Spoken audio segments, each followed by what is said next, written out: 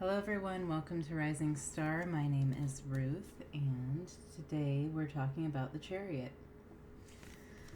Alright, so the Chariot is number 7, comes after the Lovers. We did the Lovers last week.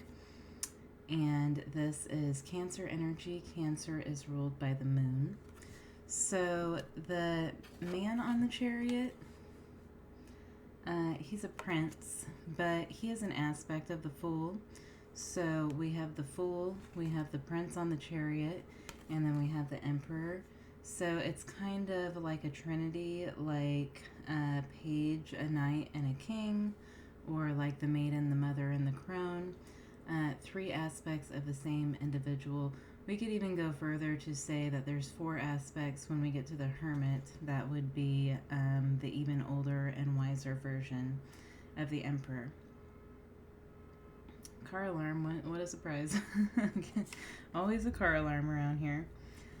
Alright, so Cancer, the symbol for Cancer is the crab.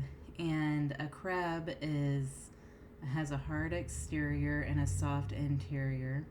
And a crab moves side to side. So it's similar to the Chariot's energy. The Chariot has these 2 sphinxes who want to pull him from side to side, but he is in control of his chariot. The number 7 has a lot of spiritual meanings, so I'm going to go over some of that spiritual meaning for you. Really noisy outside tonight. Alright, so 7s are mystery, secrecy, that which is hidden. Think about the 7 of Swords. That's a card of secrecy. The 7 of Wands is standing one's ground and protecting one's energy, not allowing anything else in. The 7 of Cups is a card of mystery, not seeing past the veil. And then the 7 of Pentacles is not seeing what is below the surface, beneath the surface, only what has grown above. But not like the root system, I guess you would say. So when you think about any number in tarot, think about the other cards of that number and how they relate to each other. That's going to help you a lot when you learn tarot. So also the Tower, 16 makes 7. And each of the 7s are kind of like an over-controlling energy, an unhealthy version of overly controlling something. So even with the Tower, the Tower represents the Tower of Babel. So if you know the story of the Tower of Babel, I think it was like Nebuchadnezzar that wanted to build this tower to heaven. And so he had all these people working on the tower, and they built it so high that it eventually fell. It was too high, so it fell down. So over-controlling causes something to fall down. It's another way to look at the number 7. So also there are the 7 planets, which are the planets that can be seen with the naked eye. So until we had telescopes, we only knew the planets from Mercury through Saturn. Now, biblically, 7 is a number of completion. We also have the 7 deadly sins, the 7 virtues. And then if you look into the book of Revelation and the symbology of the number 7, there's like tons of different 7s, like the 7 seals, and I can't even remember. There's a lot of 7s in Revelations. And then also in the Bible, the 7 days of creation. There's also 7 sources of magic, like a 7-pointed star represents the 7 sources of magic. So north, south, east, west, above, below, and within. So it's like the cardinal directions put together with the idea of as above, so below, and as within, so without. I was going to say something else about that. Oh yeah, speaking of cardinal directions, Cancer is a cardinal sign.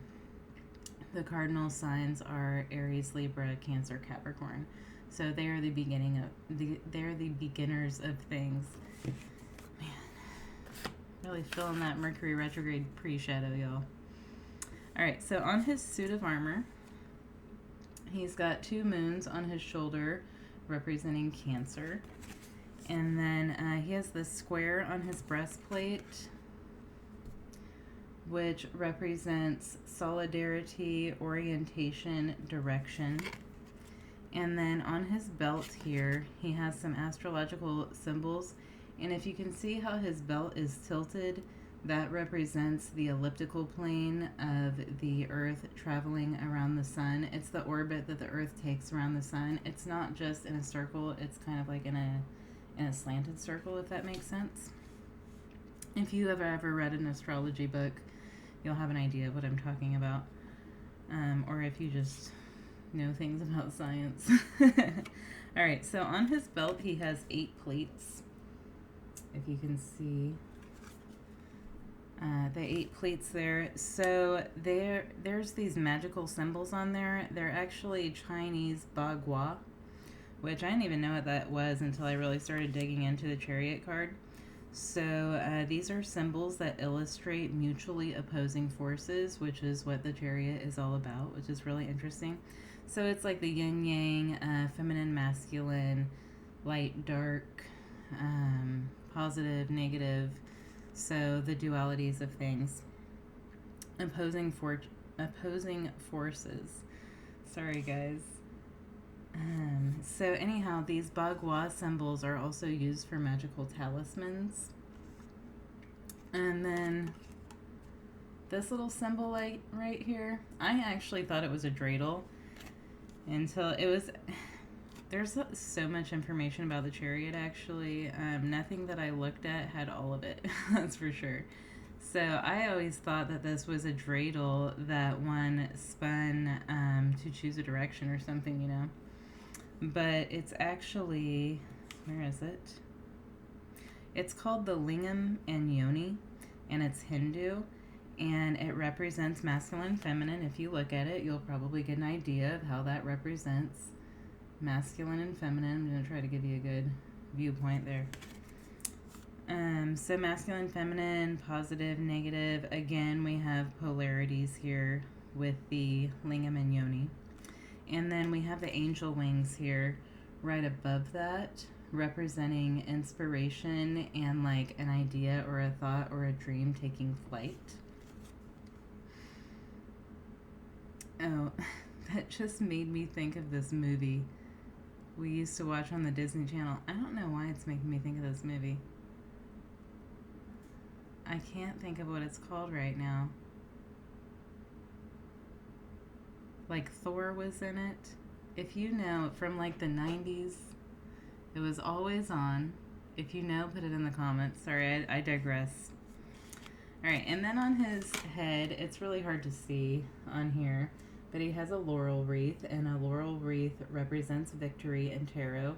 And then right there on his crown, he has an 8-pointed star. So the 8-pointed star represents destiny. Also on the star card, she has 8 pointed stars, and the star card is all about following one's destiny. So he's intuitively following his destiny here. And then he has a canopy above him with tons of stars on it, representing divine guidance, you know, guidance from the stars. One could even go as far as to say that he's following an astrological pattern here. Like possibly he's been watching the stars and deciding when to make his move, when is the best time to make his move. Then he has these 2 sphinxes on the front there. And the sphinxes are white. There's one white with black, and there's one black with white. They are also connected to the pillars that are on the High Priestess card. She sits between a white pillar and a black pillar. Really, it's like a lightly colored pillar and a black pillar. But this is bringing us back to the High Priestess energy when she gets initiated.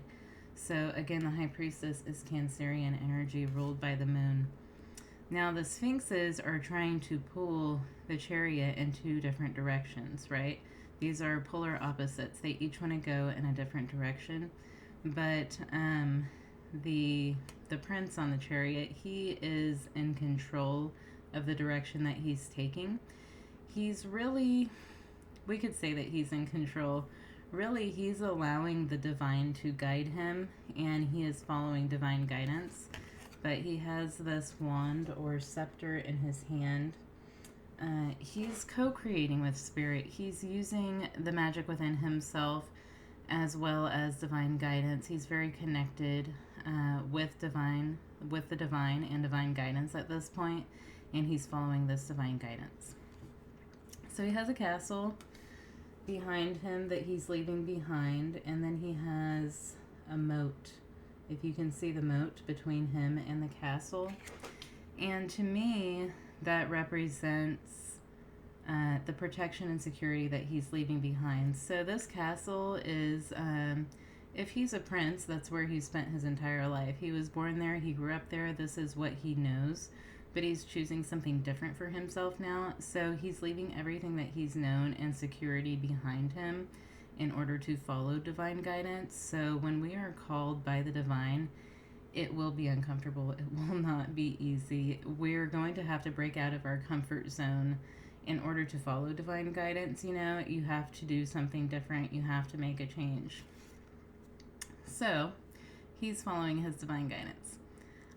Sorry, it's so hard for me to do these because as I'm speaking, I keep thinking of more things that I didn't even think of before. Also, the card before the Chariot is the Lovers. So one could say that he's met his divine counterpart. There was a marriage of some sort, and he is leaving his princess behind in the castle to go out and follow some divine guidance here.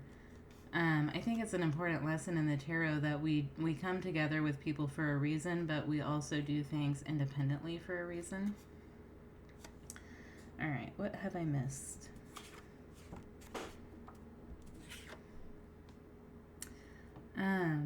The stars on the canopy are 6-pointed stars, and the 6-pointed star is similar to the Star of David, but also the 6-pointed star is 2 triangles, one pointing up, one pointing down, and it represents the connection between heaven and earth. So he's very in tune with this connection between heaven and earth.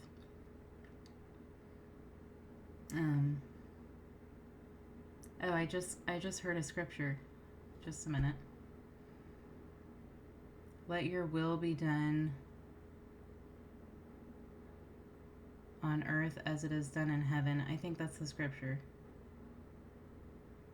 Thy will be done on earth as it is in heaven. Something like that. I just heard that. That's interesting. Also similar to the energy of the magician. He is combining the energies of heaven and earth, bringing them together to make something happen here. All right. Thank you for that message, Spirit. And then we have a lot of yellow here, yellow and blue. But the yellow is air energy, it's thought, it's ideas, it's positivity, it's clarity. And then the blue is that deep emotion, moon kind of energy. So thoughts and emotions are involved here in order to drive this chariot. All right, got all of that. Okay, so in a reading, the chariot can represent bravery, courage, direction, movement, an actual vehicle, like an actual car, divine guidance, intuition, a time to take action, overcoming obstacles, breaking free from something. Sometimes it can mean being held back, and then being in control of one's destiny and conquering. So he's leaving his castle behind. Man, I cannot talk today. He's leaving his castle behind so that he can go out and conquer something here. I feel like I'm missing something with the symbolism. Give me just a sec. Oh, he's not... The Sphinxes have no reins on them. I might have mentioned that. He is... he's using... I think I did mention that. But he's using his wand here and his inner magic to drive his chariot. The Sphinxes are not in control. They're trying to be in control, but they're not. Also, with the Sphinxes, I know I was forgetting something. It can be an inner struggle of ego and intuition. So when our intuition's guiding us towards something, a lot of times the ego wants to take over and say, oh no, that's not what the intuition's saying. This is what we want to do. So there's a bit of a struggle here that he has to go through to be the one in control, to be the one making the decisions. All right. So on the Hermetic Tarot card, we have the 8th letter of the Hebrew alphabet, and that is Chet. There's other ways to pronounce it. I'm not going to give you all of them. I'm no Hebrew scholar.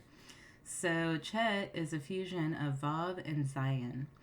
Vav represents the masculine or the husband. Zion represents the feminine or the wife. And then, as you can see, there's 3 parts here. It looks like a canopy. So it looks like a canopy under which 2 people would get married. On the Chariot, we have a canopy. Also on the 4 of Wands, I just realized something I missed. Also on the 4 of Wands, there's a marriage canopy that they're getting married under. But with Chet,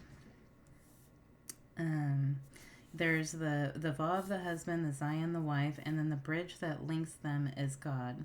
So the divine being part of a marriage helps the marriage to stay strong, basically. Couldn't get that out. But biblically, I'm actually trying to think of the scripture. There's a scripture about God yoking 2 people together, like God being part of a marriage. So anyhow, with Chet, it represents feminine, masculine, and the divine, which is exactly what we have here. We have the dual energies of feminine and masculine with the lingam and the yoni, with the sphinxes, and then even what he's doing. He's taking action here, which is a masculine energy, but he's following intuition, which is a feminine energy. So there is, as I'm sure you're starting to see if you watched any of the other videos on my tarot, or not on my tarot cards, any of my other videos on tarot cards where I spoke better, everything has feminine and masculine. It's a theme within the tarot. It's very important to balance and heal the feminine and masculine energies. It's like an overarching lesson of the tarot. So we have the feminine, we have the masculine, and then we have the divine guidance here. So again, like the 3 is creation, the feminine, the masculine, and the divine. All right, now let's look at some other Chariot cards. We have the Hermetic Tarot there. And on this one, it's going to be really hard to see with my camera. I apologize, but there is a crab in between the sphinxes there. Oh, I know what I missed. That's what I was going to tell you before. There are 4 pillars on the Chariot, if you can see them. And that's similar to the 4 pillars that are on the 4 of Wands. But the 4s represent stability. He's not doing something foolish like the Fool. Like the Fool sets out on a journey having no freaking clue what he's doing. He just has an idea. The man on the Chariot is much more developed than the Fool. He's thought this out. We can see with all of this yellow that he's thought this out. His intuition is guiding him to do it. It's not just some foolish idea or a whim. And he has some stability behind him. He has some stability that he can come back to. He's not leaving with just a bag of things on his back that he doesn't even know what they do, you know? Like, he's got some security and some stability built up already before he goes to do other things in the world. All right. So anyhow, we have this Chariot card, which you can actually see his 4 pillars right there. Looks like 1111, just like the 4 of Wands. And then I really like this Chariot. This is from the Ostara deck, and it has 2 chess pieces. Instead of the sphinxes, it's 2 chess horses. Actually, what are they, knights? I haven't played chess in a long time. And then you can see that he is actually holding reins. I like that his hood is covering his face. It's like he's shrouded in mystery. It kind of feels like his move is being made in the middle of the night, where he's making a move silently. Nobody else knows what he's doing. until he's made this move here. Kind of like a Seven of Swords energy, actually. Now this charioteer kind of looks like a gypsy on his caravan, but this one really feels a lot like travel to me. He's kind of like taking his castle with him, actually. And he has two horses, a white and a black horse. And that is from the White Seer's deck, sorry. This is from the Gregory Scott Tarot. And as you can see on this charioteer, he actually has a 5-pointed star on his crown, but that represents the directions. The elements is what I meant to say. Can't think of what they are right now. Fire, water, earth, air, and spirit. And then he has a down pointing triangle, which represents water. And if you can see on the front of his chariot, it's probably really hard to see on here, it says 444, which represents the stability that he's built up already. And then he has two lions, a white lion and a black lion. All right, let me know what I missed about the chariot or what you thought about it, and I hope you guys all have a great week. Thanks for joining me and putting up with all of my communication issues.